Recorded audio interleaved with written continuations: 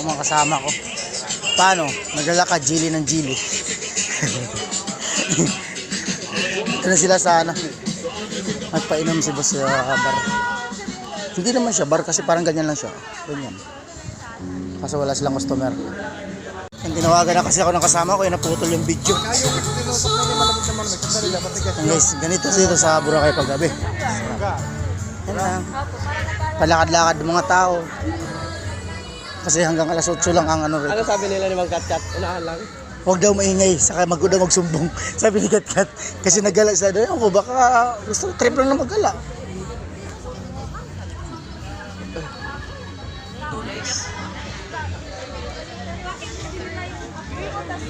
And yan sila Ambo. Tumawag pa nga sa akin kung nasa na daw kami. Ayan si Kulot pala. Lot, shout out Lot. Tawag. Ging. Matamlay ka Lot ah. Lot, tumawag. Hindi nagunta na kami banda. Hindi ako na nagunta tayo lapit. Na, matirelo. Ito lang. Ayan pala guys, bawal ka rito mag-picture sa mga nakabra, mga nakabati. Pag nakita ka na pinicturean mo sila sabay, sinumbong ka sa pulis, kulong ka rito. Saka guys, mga idol, ano siya, disiplinado yung mga tao rito. Bawal na bawal manigarilyo pagpasok mo pa lang ng Palawan. Ay, Palawan, Boracay.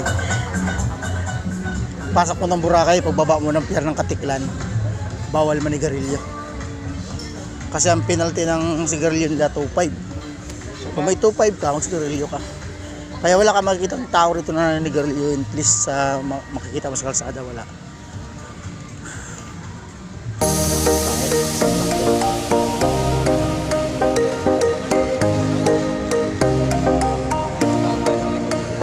Uy, mga bumabol kami ah.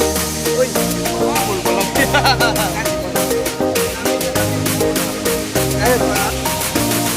Talo ka chili-chili.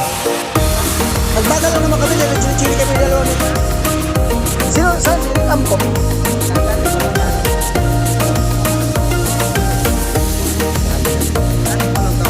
Nasa likod.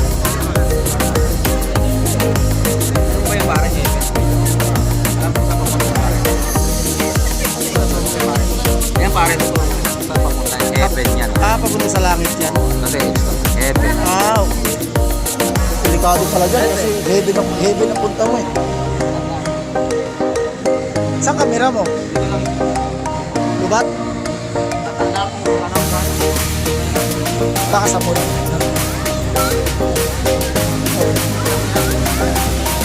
Ay, shut up. Ayaw pre. Ayaw pre. Hanggang tingin lang tayo. Bawal tayo. Ganito lang tayo. Nalagala lang tayo.